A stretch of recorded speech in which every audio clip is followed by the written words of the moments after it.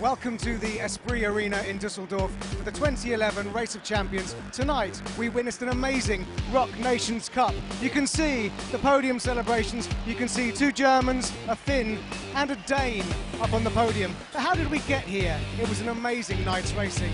Let's recap with the highlights.